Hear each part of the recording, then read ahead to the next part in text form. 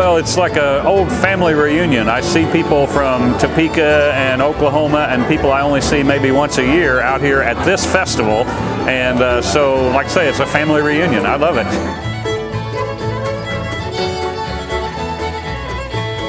It's wonderful. You learn new tunes, you meet new people, steal a few licks, borrow a few licks, and it's a good time.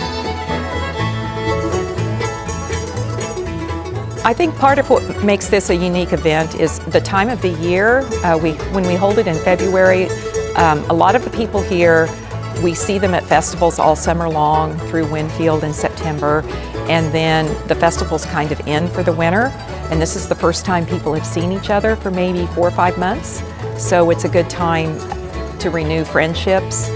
And it's sort of a small community. A lot of the people that come every year, and we see them at other festivals. So you're anxious to get to play music with people that you haven't been able to play music with for a few months.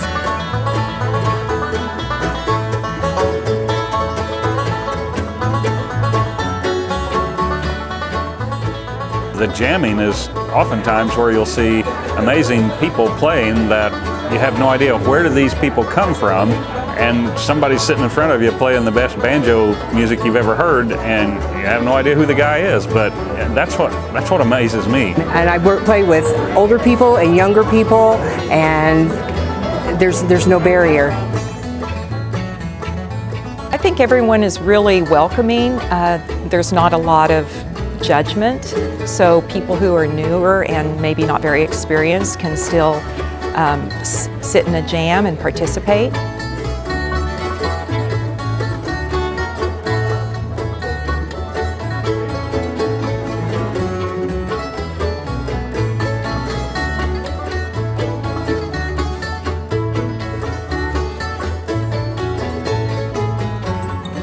There's love and friendship and fabulous music.